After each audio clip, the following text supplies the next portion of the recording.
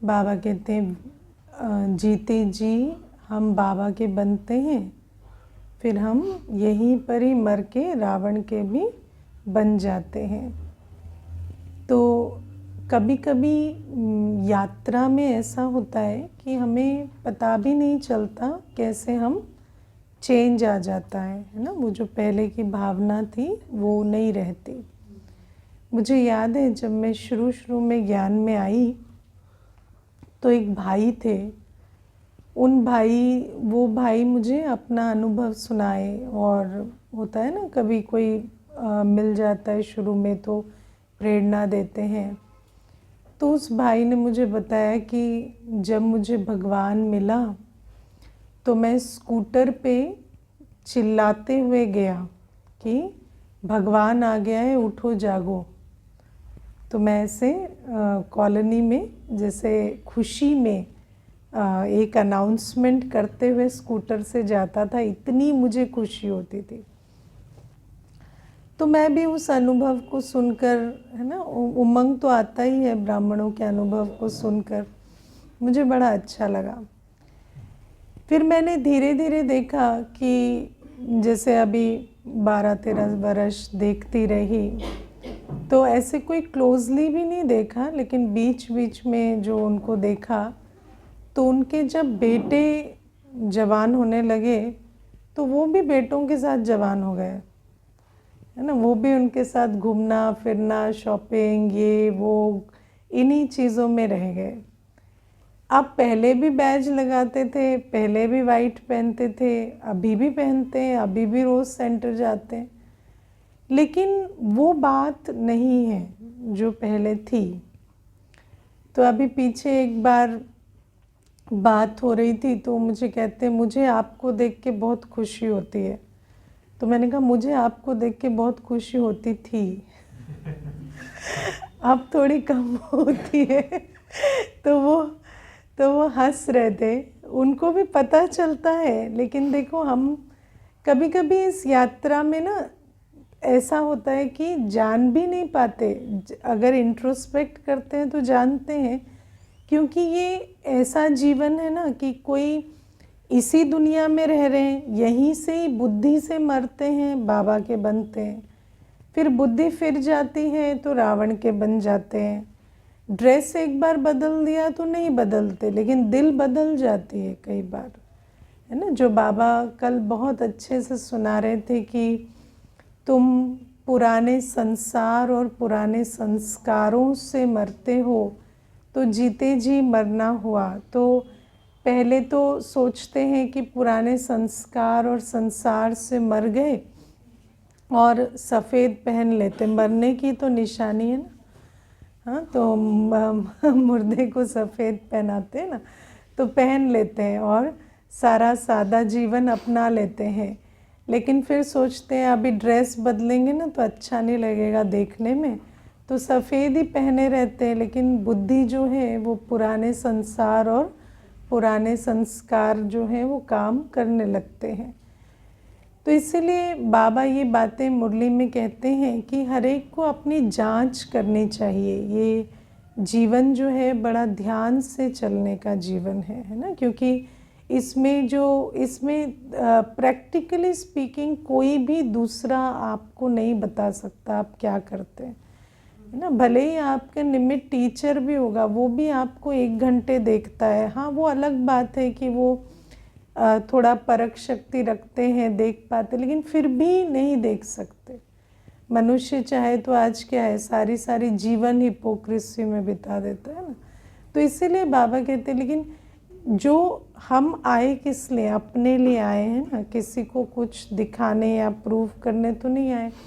तो इस जीवन में अपने आप को चेक ज़रूर करते रहना चाहिए, और चेक करने के लिए भी बहुत साक्षी होके देखना होता है ना। क्योंकि अगर हम दे अभिमान में चेकिंग करते हैं तो हमें यही लगेगा कि सब ठीक है, लेकिन बहुत सूक्ष्म अवस्था में देही अभिमानी स्थिति में जाकर अपने आप को बाबा के सामने रख के पूछना होता है कई बार कि क्या कर रहे हैं, कहाँ जा रहे हैं। तो ये बहुत इम्पोर्टेंट चीज़ है। तो और आज प्यारे बाबा हमें जो कहते कि कोई भी कितना भी गुणवान हो, मीठा हो, धनवान हो, तुम्हें उसे याद नहीं करना है, तुम्हें बाबा को याद करना है। ये बहुत इम्पॉर्टेंट बात है, क्योंकि कोई कड़वा है, कोई अवगुण वाला है, कोई गरीब है, तो उससे बुद्धि निकालना बहुत इजी होता है ना। और मुझे याद है शुरू शुरू में एक माता आती थी, तो उसको वो जब आई तो मुझे कहती मेरी सास से मुझे बहुत तकलीफ़ है। तो वहाँ से ज्ञान सुनना शुरू हुआ। तो जब सास के संदर्भ से ज्ञान सुनती थी कि उससे बुद्धि निकालनी है, अपने को आत्मा समझना है, हाँ, सहन शक्ति ऊपर रखनी है, तो हाँ हाँ राइट, बाबा तो एकदम राइट कहता है। फिर धीरे धीरे उसको पता चला कि ये सिर्फ सास के बारे में नहीं है, ये पति के साथ भी यही करना है, बच्चे के साथ भी यही करना है। तो मुझे थोड़े दिन के बाद कहती है, मुझे ना एक कन्फ्यूजन है कि ठीक है सास तो मेरी बहुत बुरी है, तो उसके साथ तो ठीक है ज्ञान अप्लाई करना। अभी जब आप कहते हो ना पति को भी याद नहीं करो, उससे भी बुद्धि, मेरे पति बहुत अच्छे हैं दीदी, और बच्चे तो मेरे बहुत छोटे भी हैं, बहुत प्यारे भी हैं। अब आप कहते हो उनसे भी बुद्धि निकालो, उनको भी आत्मिक दृष्टि से देखो, वहाँ नष्टो मोहा हो जाओ। तो मुझे ये सब तो थोड़ा सा ना ऐसा लगता है, उनसे क्यों।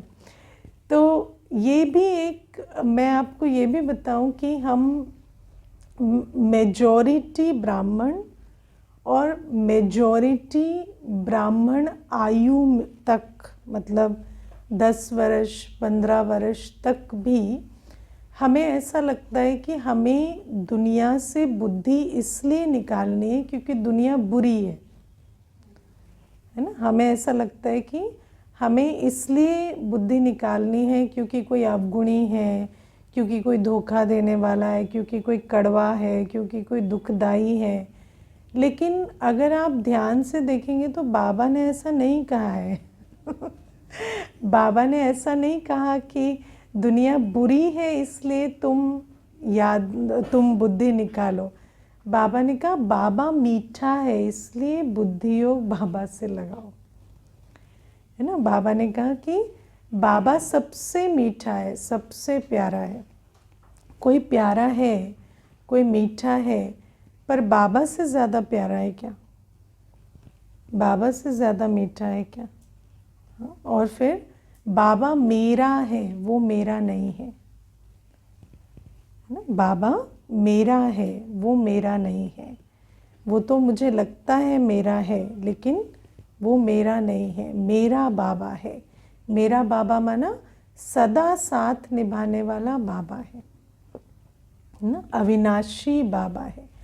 बाबा से संबंध जो है वो अविनाशी है, हर आत्मा से संबंध जो है वो विनाशी है। बाबा से जो प्राप्तियां हैं वो अकिचार हैं। हर आत्मा से भी प्राप्ति हो सकती है, लेकिन वो टेम्पररी है या लिमिटेड है। तो इसीलिए बाबा कहते तुम मुझसे बुद्धि लगाओ। तो जब उस माता ने मुझे कहा ना कि ऐसे पति से बच्चे से, तो मैंने कहा देखो एक सवाल पूछूंगी लेकिन थोड़ा हिम्मत रख के सुनना तो कहती नई नई आई थी ना और आयु भी बहुत कम थी।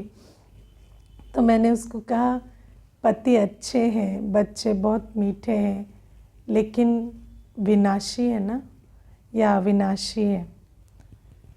तो कहती दीदी अच्छा तो नहीं लगता, लेकिन हाँ है तो विनाशी है ना। कहने में भी अच्छा नहीं लगता, सोचने में भी अच्छा नहीं लगता। तो ये जो, तो हमें विनाशी से बुद्धि नहीं लगानी है ना। क्योंकि बाबा कहते हैं कि आज बाबा कहते हैं ना किसी का पिता साहूकार होगा, तो गांधी नेहरू भी हैं, लेकिन वो उनको याद नहीं करेगा, वो उनसे अच्छे हैं, लेकिन दुनिया में किसको याद करते हैं? मेरा है ना, कहीं टेढ़ा है पर मेरा है ना, भले कैसा भी है, अब मेरा जो है वो मेरा है। तो बाबा कहते हैं अब बाबा तो सबसे मीठा है और वो तुम्हारा है, वो अविनाशी है। और बाकी सब तुम कितने भी मीठे हो, एक तो बाबा से कम है और दूसरा फिर वो विनाशी भी है। संबंध है आज लेकिन कल नहीं है। आज पति है, कल हो ना हो, आज बच्चे हैं, कल हो ना हो। इसीलिए बाबा कहते हैं इन चीज़ों को समझकर, और फिर सबसे इम्पोर्टेंट चीज़ देही अभिमानी रहना है। हमारा लक्ष्य क्या है? हम संपूर्ण देही अभिमानी बने, अंतमते सोगति को पाएं। जब हम जाएंगे तो हमें आत्मा, सिर्फ आत्मा को जाना है, देह को नहीं जाना है। देहधारी को जितना याद करेंगे वो याद पक्की होगी, बुद्धि में वो याद बैठेगी, तो फिर हम अंतमते सोगति को कैसे पाएंगे। तो इसीलिए बाबा कहते कोई मीठा हो, गुणवान हो, धनवान हो, तुम्हें उससे कुछ नहीं करना है ना। तुम्हें एक बाबा को याद करना है। और वैसे भी देखा जाए तो बाबा आज कहते हैं ना, देहों को याद नहीं करना। तो अगर कोई गुणवान भी है तो बाबा तो गुणों का सागर है, मीठा है तो बाबा तो है ना सबसे मीठा है, मीठे ते मीठा है। धनवान है बाबा तो सर्व प्राप्तियां कराने वाला है। और धनवान तो धन देने वाला भी नहीं है ना। वो धनवान है, आपको उससे प्यार है, लेकिन वो आपको नहीं देगा, लेकिन बाबा तो आपको भी देगा। लेकिन फिर भी हमारी बुद्धि उसकी तरफ क्यों जाती है, बाबा की तरफ क्यों नहीं जाती? उसके पास क्या है ऐसा? हाँ, देह। तो भले ही हम कहते हैं कि हम आत्मा के गुणों से प्यार करते हैं, इससे उससे, लेकिन अगर गुणों से ही प्यार है तो बाबा तो उससे ज़्यादा गुणों वाला है, ज़्यादा मीठा है। लेकिन हमारा प्यार है देह से। और बाबा कहते देह के चक्कर में रहेंगे, देहधारी के चक्कर में रहेंगे तो फिर तो अंतमते सोगति कैसे होगी। तो इसीलिए बाबा कहते तुम इन बातों को समझकर देहों को याद करना छोड़ो। हाँ, करते हैं याद, बहुत याद आते हैं ना। मुझे एक बार एक बहन थी ज्ञान में, तो मुझे कहती कि किसी के साथ कोई बात हुई, तो मैंने कहा, वो मुझे कहती आप थोड़ी उसकी तारीफ़ कर दिया करो ना, उसकी थोड़ी ऐसे है ना प्रशंसा कर दिया करो। तो मैंने कहा ऐसे थोड़ी, वो ज्ञानी है, उसको प्रशंसा से थोड़ी प्रभावित होती है। तो कहती कि प्रशंसा से तो हर कोई प्रभावित होता है, चाहे कितना भी ज्ञानी हो, है ना। किसी को आप कहेंगे आप अच्छे लग रहे हैं तो अच्छा तो लगता है, बहन जाओ बोल दो उसको। तो इसीलिए ये जो प्रभावित होना है ना, ये बड़ा, इसीलिए बाबा कहते हैं कि भले ही ज्ञान में भी चलते हैं, लेकिन ये प्रभावित ना हो और एक बाबा से बुद्धि रहे, इसमें बहुत मेहनत है। क्योंकि कड़वे से तो बुद्धि निकल जाती है, मीठे से बुद्धि निकलती नहीं है, और ये बहुत सूक्ष्म होता है। और बाबा कहते हैं कड़वे तो तुम्हारे मित्र हैं, वो तो तुम्हें बाबा की याद दिलाते हैं, ये मीठे अपने में फंसा देते और फिर वहाँ से हमारा बुद्धि योग बाबा से निकल जाता है। इसीलिए बाबा कहते हैं ये जो इसका ध्यान ज़्यादा रखना है। इसीलिए दुनिया में भी कहते हैं ना, ये जो दो ऑपोजिट्स होते हैं, मीठा कड़वा, सर्दी गर्मी, मान अपमान, हानि लाभ, निंदा स्तुति, जय पराजय, यश अपयश, जीवन मृत्यु, ये सारे दोनों एक जितने डेंजरस होते हैं। जितना दुख दुखदाई होता है, सुख भी उतना ही दुखदाई होता है। क्योंकि सुख आपको भौतिक सुख है ना, क्योंकि दुनिया में जब दुख मिलता है तो व्यक्ति भगवान को याद करता है, लेकिन जब सुख मिलता है तो भगवान को भूल जाता है। तो सुख अल्टीमेटली दुख देता है, दुख अभी दुख देता है, सुख अल्टीमेटली दुख देता है। तो ये जो मीठे गुणवान धनवान है ना, कई बार व्यक्ति कहते हैं हम बहुत ब्लेस्ड हैं। ये भी देखो एक मनुष्य मत है, हम कहते हैं हमारे पास सब कुछ मीठा और सब कुछ सुखदाई है तो हम बहुत ब्लेस्ड हैं। लेकिन वो जो ब्लेस्ड है वो अंत में उसी को उलहना देंगे कि तुम्हारे चक्कर में हमने पुरुषार्थ नहीं किया। लेकिन जो जो कहते हैं कि हमारा तो कोई भी ठीक नहीं है, ना कोई संबंध ठीक, ना कोई परिस्थिति ठीक, वो अंत में उन्हीं परिस्थितियों और संबंधों को थैंक यू कहेंगे कि तुम्हारे कारण हमने बाबा को याद किया। क्योंकि आज तो इतनी क्लैरिटी नहीं हो रही, लेकिन अंत में तो पूरा समझ में आ जाएगा कि क्या किया, क्या गंवाया, क्या कमाया। ठीक है ना। तो ये भी आज बाबा कहते हैं। फिर प्यारे बाबा आज हमें कहते हैं कि कोई भी चीज़ लोभवश एक्स्ट्रा छुपा कर रखी होगी तो उसमें रग जाएगी। और जो नियम है वो यही है कि जो कार्य में लग जाता है, जो सफल हो जाता है, वो तो कमाई कराता लेकिन जो रखा रहता है वो नुकसान कराता है ना। वैसे भी, और अंत में बुद्धि उसकी तरफ नहीं जाएगी जो सफल हो गया, है ना। आप छोटी सी बात देखो, जब डिमोनेटाइजेशन भी हुआ तो व्यक्ति को किस बात की खुशी थी? जो जमा कर रखा था उसकी खुशी थी, या जो खर्च कर दिया था उसकी खुशी थी? है ना। अभी देखो, कोविड में जब लॉकडाउन हो गया, सारा ट्रैवल बंद हो गया, तो व्यक्ति को किस बात की खुशी थी? जो खर्च कर दिया उसकी खुशी थी, जो रखा है उसका दुख था। क्या इसका क्या होगा, ये तो मेरा यूज़ ही नहीं हुआ, ये तो मेरे फायदे में ही नहीं आया। नहीं, वो तो नहीं, वो नहीं कह रही, जिसके पास एक्स्ट्रा है, एक्स्ट्रा बहुत है। अभी देखो, मैं बताती हूँ ना, हमेशा एक भाई था, वो अराउंड 65-70 का होगा, तो सेंटर पर आया था। तो उसके पैरों में बहुत दर्द था, शायद आर्थराइटिस का दर्द था। तो कोर्स किया, कोर्स पूरा हुआ, मुझे कहता मैं अभी 15 दिन नहीं आऊँगा, या महीना भर भी हो सकता है नहीं आऊँगा। तो मैंने कहा क्या हो गया? तो मुझे कहते मैं वर्ल्ड टूर पे जा रहा हूँ। तो मैंने कहा कि पैर तो चल नहीं रहे हैं आपके, आप वर्ल्ड टूर पे कहाँ जा रहे हैं? तो मुझे कहते वो जाना पड़ेगा। तो मैंने कहा पड़ेगा मतलब? तो कहते कि मेरी बेटी जो है ना, उसने अपनी मर्ज़ी से शादी कर ली, अब बहुत पैसा कमाया है, एक ही बेटी है, अब उसको तो मैं एक फूटी कौड़ी नहीं दूंगा, क्योंकि उसने मेरी तो सुनी नहीं, तो उसको तो एक फूटी कौड़ी नहीं दूंगा, लेकिन अगर रख के मर जाऊंगा तो उसी को मिल जाएगा। तो इसीलिए अभी उसको सारा खर्चा करके मरूंगा।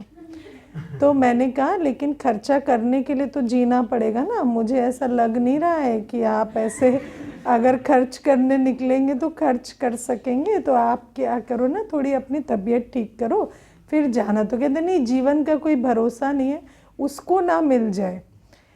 तो आप सोचो कि मनुष्य को, मैंने कहा देखो आपका तो कमाना ही मुसीबत हो गया है ना, कि इतना।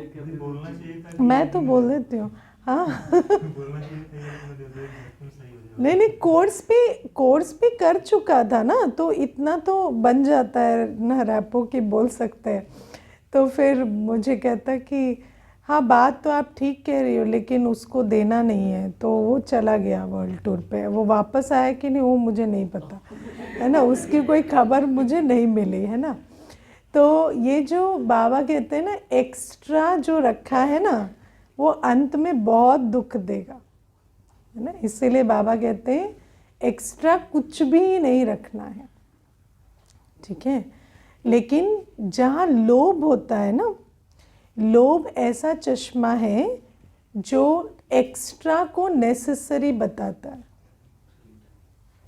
इसीलिए आज बाबा ने कहा लोभवश एक्स्ट्रा रखा है। तो इसीलिए जब लोभ कम होगा ना, जितना निर्विकारी बनेंगे उतना एक्स्ट्रा की समझ आएगी। जितना निर्विकारी बनेंगे उतना एक्स्ट्रा की समझ आती है। ये बुद्धि भी क्या एक्स्ट्रा है, क्या यूज़फुल है, उसको भी परख नहीं पाती, क्योंकि बुद्धि का कांटा कैसा है, टेढ़ा हो जाता है ना विकार से। तो जहाँ लोभ होता है वहाँ बुद्धि में वो परख शक्ति ही नहीं होती कि ये एक्स्ट्रा है, ये यूज़फुल है। जैसे आज बाबा ने कहा इतने जोड़ी कपड़े रखेंगे, जूते रखेंगे, आज व्यक्ति जिसके पास बहुत सारे जूते होते हैं उसको पता थोड़ी चलता है कि वो एक्स्ट्रा है। उसको तो पता है ये मेरे हर ओकेजन के लिए है, इनकी तो कोई लाइफस्टाइल है नहीं, इनको लगता है ये एक्स्ट्रा है। ये एक्स्ट्रा थोड़ी है, ये तो बेसिक है, इतना तो होना ही चाहिए, है ना। तो ये जो लोभ होता है, आसक्ति होती है, देह अभिमान होता है, तो उस आत्मा की बुद्धि में वो समझ नहीं आती, है ना। लेकिन व्यक्ति देखो कितनी सारी हम ऐसी कहानियाँ सुनते हैं कि आग लगी पड़ी है तो उसको याद आ रहा है मेरा वो स्कार्फ टंगा है, मेरा ये चीज़ लेके आनी है, अंदर सामान मेरा पड़ा है, उसको प्राण की नहीं उस समय सोचती। तो ये जो अटैचमेंट है, या बाबा ने आज नष्टोमोहा भी कहा ना कि नष्टोमोहा बनना है, किसी आत्मा में भी इतना अटैचमेंट ना हो, किसी चीज़ में भी ना हो कि अंत घड़ी वो याद आए। और फिर बाबा कहते हैं अंत घड़ी अगर वो याद आएगी तो सारा तुम्हारा पुरुषार्थ वेस्ट हो गया, क्योंकि बात तो सारी लास्ट सेकंड की बाजी है ना। सारा पुरुषार्थ किसका है? जैसे क्रिकेट में लास्ट बॉल का, लास्ट ओवर का गेम होता है, ऐसे ये भी लास्ट की बाजी है। तो इसीलिए बाबा कहते हैं इसका बहुत ध्यान रखना है। और प्यारे बाबा, हाँ जी, आसान नहीं है ना छोड़ना सब लोग और एक्स्ट्रा सामान। जैसे बाबा कहते हैं ना कि हम लोभ नहीं छोड़ सकते, मोह नहीं छोड़ सकते, हमें बाबा के साथ जितना प्यार होता जाएगा अपने आप मोह छूटता जाएगा। हम जितना सफल करते जाएंगे हमारा लोभ छूटता जाएगा। आप जितना समर्थ में लगाएंगे ना उतना लोभ छूटता जाएगा। यही नियम है। देखो वैसे भी बाबा कहते हैं ना तुम्हारा किसी के कुछ काम नहीं आएगा, जो हम रखते भी हैं वो भी किसी के कुछ काम आ नहीं पाएगा, बाबा कहते, क्योंकि वो जो बच्चे भी हैं वो भी उसी समय, देखो विनाश काल जब आएगा तो ऐसा तो नहीं कि बच्चे रहेंगे और हम चले जाएंगे, तो वो तो बच्चों के भी काम नहीं आएगा, किसी के भी काम नहीं आएगा। लेकिन वो जो कैलकुलेशन कि कितना रखना है, कितना सफल करना है, कब करना है, वो सब आता है प्योर बुद्धि की टचिंग से ना। और वो जो प्योरिटी हमें मेहनत करनी है, प्योरिटी पे, निर्विकारी बनने पे, बाकी बाबा टचिंग करता जाएगा। और वैसे भी मैं आपको बताऊं, अगर हम सोच लें कि आज मुझे सफल करना है तो सोचने से नहीं करेंगे, एक अवस्था की बात है। और वो अवस्था बनती है जितना हम श्रीमत पर चलते जाते हैं ना, हमारा बुद्धि का कांटा ऑटोमेटिकली जगह पे आता जाता है और हम राइट डिसीजन लेते जाते हैं। जैसे मैं आपको, सोचो धन तो एक ही एस्पेक्ट है ना। Let's take time. पहले आप टाइम को कितना वेस्ट करते थे, पर और तब थोड़ी समझ में आता था कि टाइम वेस्ट कर रहे हैं।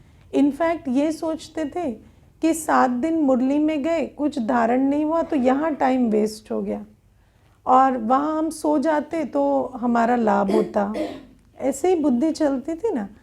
लेकिन फिर धीरे धीरे आते गए तो समझ में आया कि क्लास में बैठे हैं, भले कुछ नहीं भी समझ में आया तो भी मेरा टाइम सफल हुआ, और मैं बिस्तर पे पड़ा हूँ तो मेरा टाइम वेस्ट हुआ।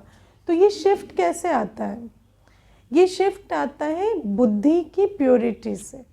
और जितना हम श्रीमत पे चलते जाते हैं ना, श्रीमत का एक एक हिस्सा, चाहे वो अमृत वेला है, चाहे बाबा की याद है, चाहे मुरली है, एक एक चीज़ जो श्रीमत पर हम करते हैं वो हमारी बुद्धि को पवित्र बनाती चली जाती है, और उसके आधार से हमारी परख शक्ति, निर्णय शक्ति चेंज होती है। आपका division of time, division of money, division of thought, her cheese change हो जाएगी।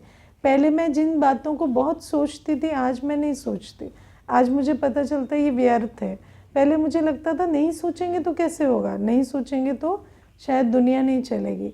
तो ये सारी चीज़ें चेंज होती हैं श्रीमत पर चलते रहने से, ठीक है। और श्रीमत में ज्ञान भी है तो बीच बीच में बाबा एक एक कील भी ठोक देते हैं। तो ज्ञान मिलता है तो वहाँ ना हैमरिंग हो गई, उसके बाद याद में और प्योरिटी से, हर चीज़ से वो थोड़ा चिज़ल होती जाती है, फिर वो टारगेट को हिट कर जाती है, फिर ऐसे करते करते हमारी यात्रा चलती है ना। इसीलिए यात्रा में बस 2 चीज़ें इम्पॉर्टेंट है, श्रीमत का पालन करना और माया से खबरदार रहना। बेसिकली हमें 2 चीज़ें करनी होती है, श्रीमत का पालन करना और माया से खबरदार रहना।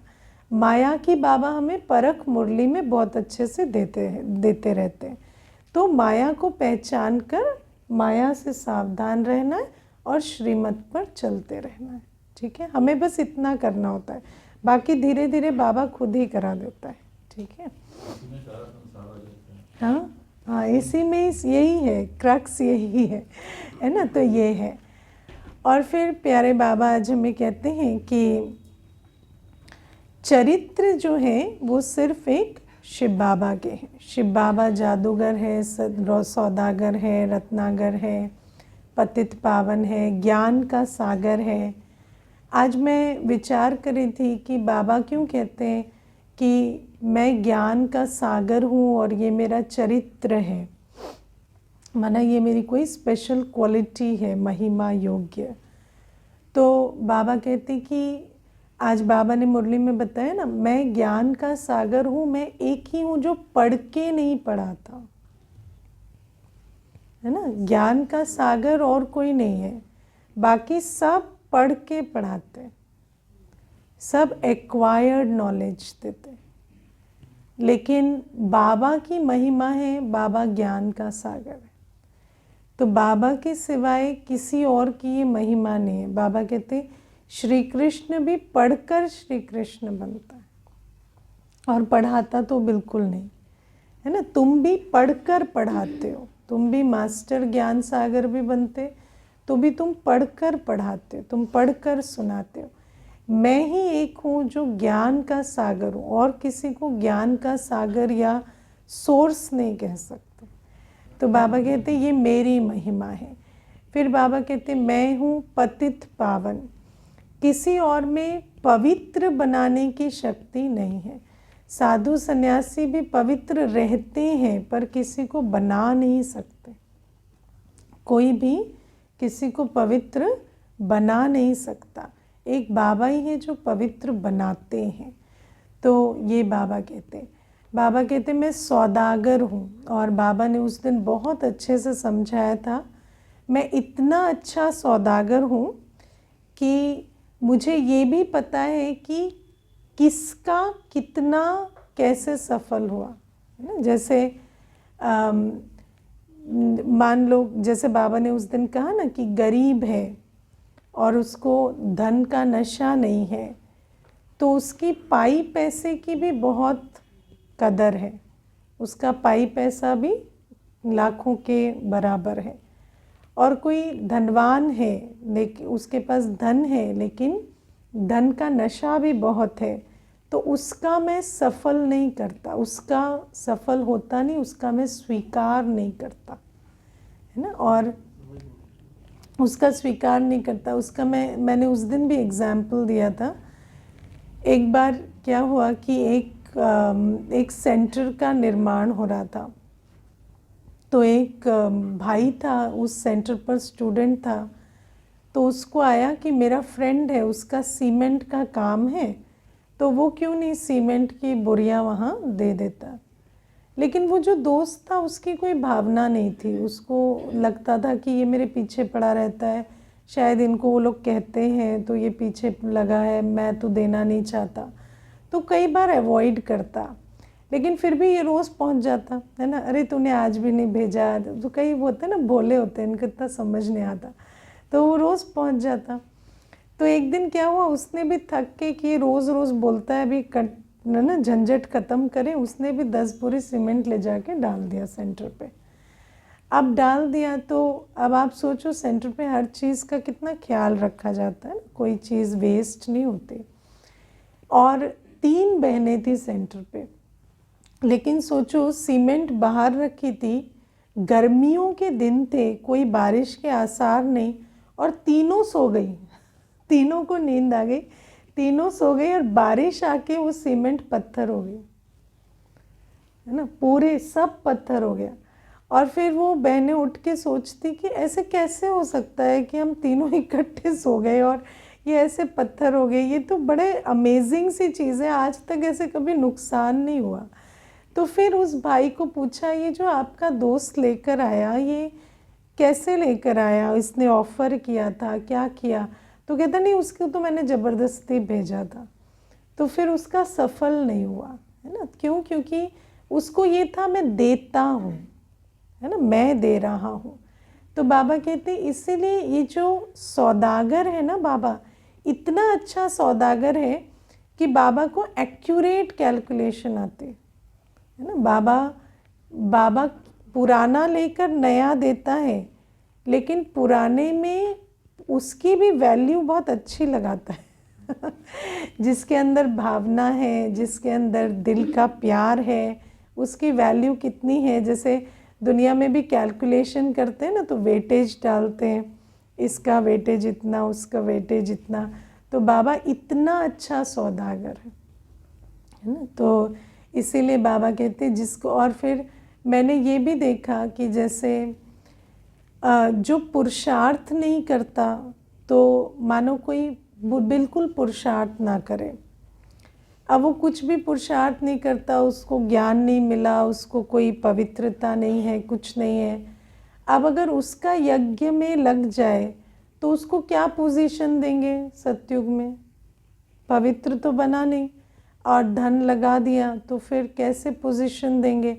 तो उसके लिए विधियाँ यज्ञ में कितनी अच्छी बनी हुई है कि कोई प्रोग्राम हुआ तो आपने कोई सेटिंग में, डेकोरेशन में यूज़ कर लिया, वो अलग बात, लेकिन भंडारे में, मेन व्यवस्था में वो धन यूज़ नहीं होता, क्योंकि ये सब भी सौदागरी में जाता है ना कि कैलकुलेशन ख़राब हो जाती है कि इस आत्मा का जो आत्मा ज्ञानी योगी नहीं, उसका अगर मेन भंडारे में यूज़ करें तो उसका तो फिर बाबा को एवज़ा देना पड़ेगा। अब एवज़ा कैसे दें जब वो बना ही नहीं, तो उसको पद में बिठा कैसे दें? तो ये सारे भी नियम इसीलिए बने हुए, इसीलिए यज्ञ में कोई पतित आत्माओं से धन नहीं लिया जाता, क्योंकि जो पवित्र ना बने उसका धन हम फिर यूज़ कहाँ करें।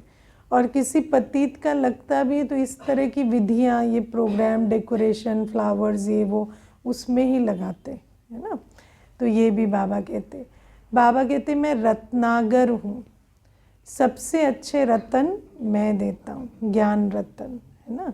और मैं जादूगर हूँ, मनुष्य से देवता बना देने का जादू मैं चलाता हूँ, और कोई नहीं चला सकता।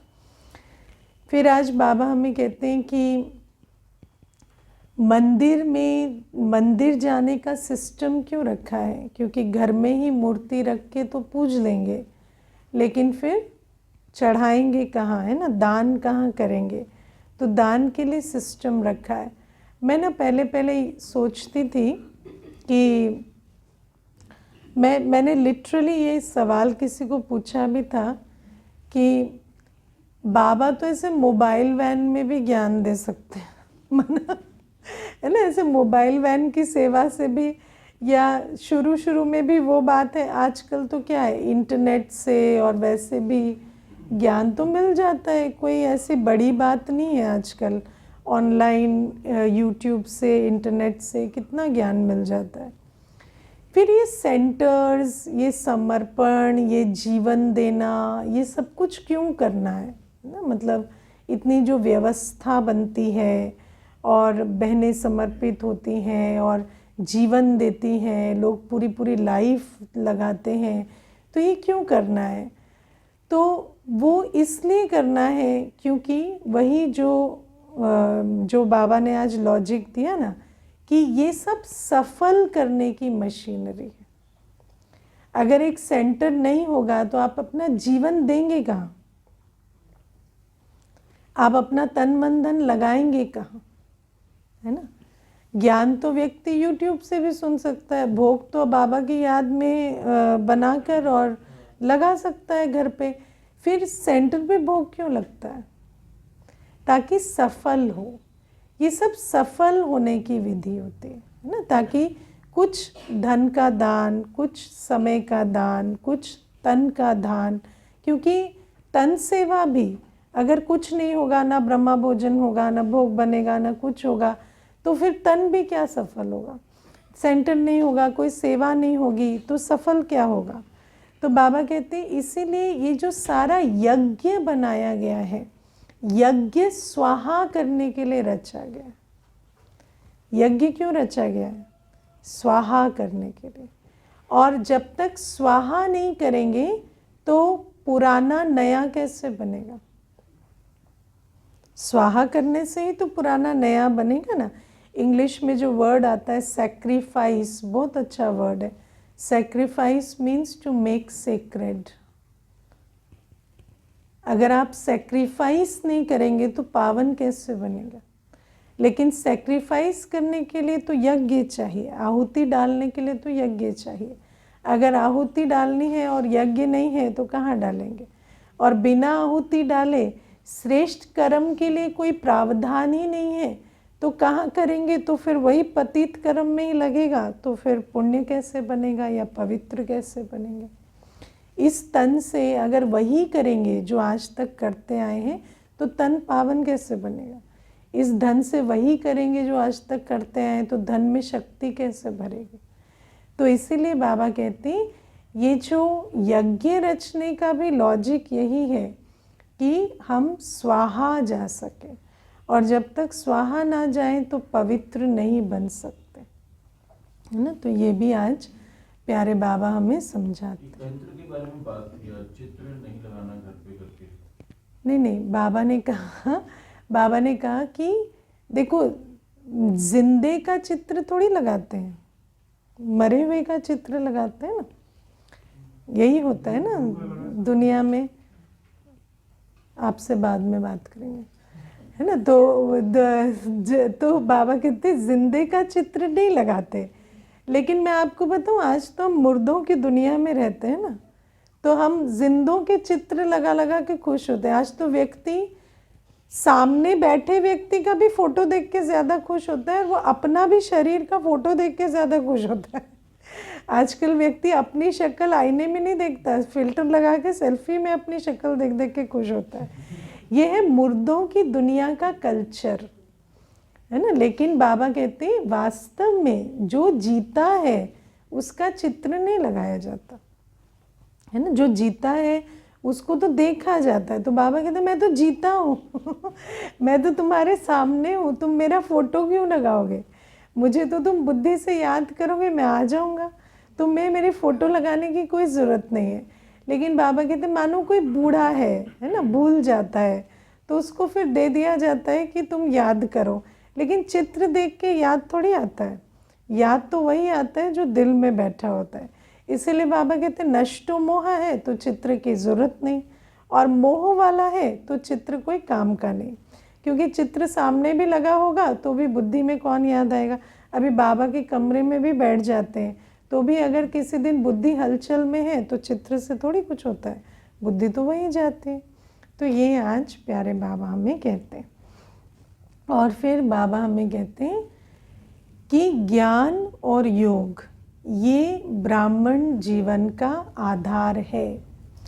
हमारी ब्राह्मण जीवन का आधार क्या है वो हमें चेक करके चलना है ना। क्योंकि कई बार कोई व्यक्ति, कोई सिचुएशन, कोई सैल्वेशन, कुछ और आधार हो जाता है ब्राह्मण जीवन का भी, है ना। रोज़ तो क्लास आ रहे हैं, रोज़ अमृत वेला उठ रहे हैं, लेकिन किस चक्कर में उठ रहे हैं या किस चीज़ से बल मिल रहा है ना। जैसे मान लो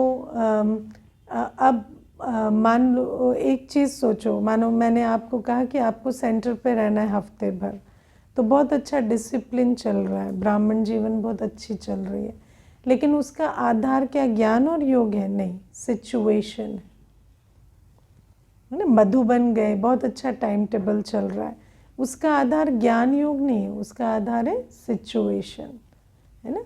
या किसी का संग मिल गया कभी तो बहुत अच्छी अपने पुरुषार्थ होने लगा। लेकिन बाबा कहते जब तुम्हारे जो जीवन का आधार अपनी समझ, जो ज्ञान की धारणा तुम्हें मोटिवेट करती है और बाबा की याद का रस तुम्हारे दिल में बैठा है ना, तभी तुम्हारी ब्राह्मण जीवन निरंतर एक रस चलेगी।